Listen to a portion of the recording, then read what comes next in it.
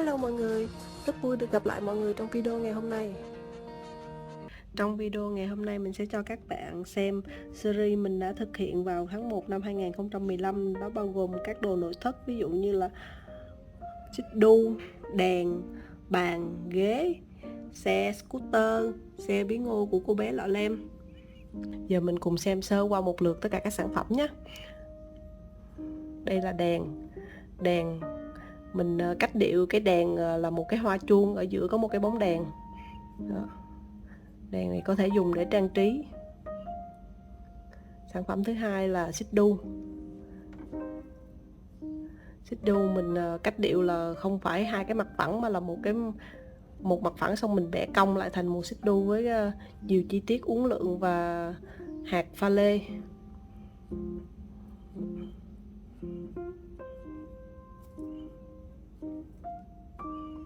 Đây là xe scooter.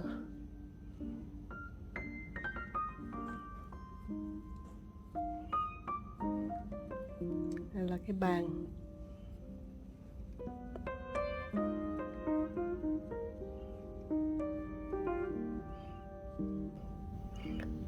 Đây là cái ghế ngồi.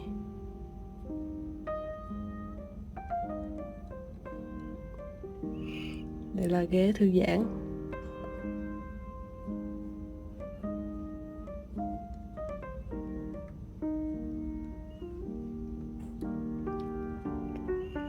Đây là ghế dài.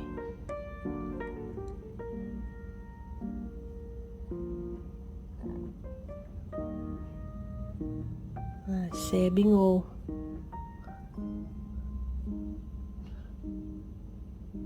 Trong series này thì mình đã có hướng dẫn 3 sản phẩm.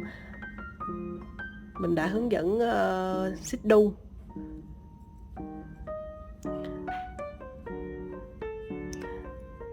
hướng dẫn cái hoa chuông mình dùng để làm đèn, và xe bí ngô của cô bé Lọ Lem. Link mình sẽ để trong phần mô tả.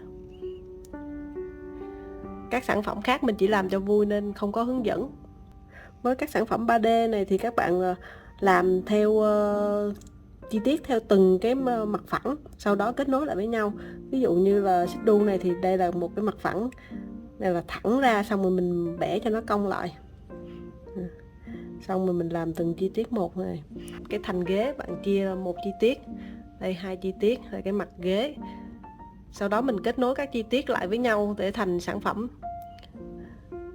Cái dây uốn thì mình thường dùng dây 0.8, còn dây quấn mình dùng dây 0.3, đường kính 0.3 mm. Đây thì thường mình lại sử dụng thêm một cái dây uốn bên ngoài, xong rồi quấn lại để kết nối các chi tiết để các sản phẩm cứng cáp hơn. Các bạn có thể trang trí thêm bằng các hạt pha lê, hoặc là ở những khoảng trống như thế này các bạn thêm hạt để sản phẩm cứng cáp hơn, đi dây nó dễ hơn.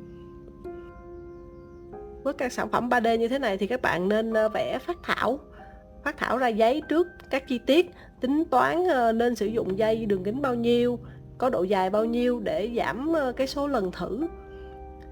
Tuy nhiên thì tưởng tượng với thực tế nó không hoàn toàn giống nhau. Với bản thân mình thì các sản phẩm mới đôi khi cũng phải thử đi thử lại nhiều lần, rút kinh nghiệm, thay đổi số liệu để có được cái sản phẩm như ý. Này là ghế thư giãn.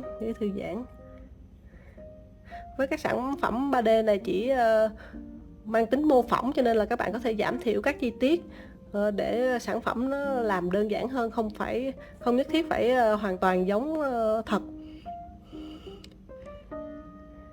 Ví dụ xe bí ngô đây thì mình có hướng dẫn cụ thể, các bạn có thể tham khảo trong các hướng dẫn đó để mà thực hiện sản phẩm cho riêng mình. Đây là xe scooter. Xe scooter thì mình làm cái sườn xe nè, xong rồi mình ráp hai bánh sau mà đó, bánh có thể quay được đó.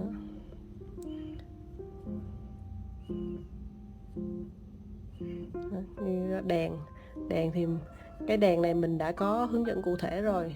Đây là đèn cái treo đèn thì nó gồm một dây chính nè, 2 dây xong mình quấn 3 dây lại với nhau để làm cái thế đứng cho đèn.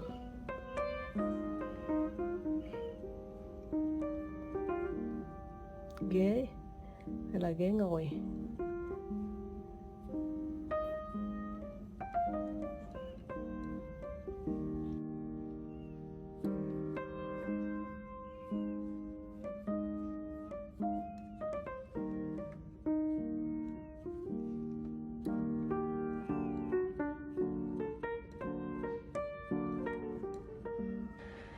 Cảm ơn mọi người đã xem video của mình nhé.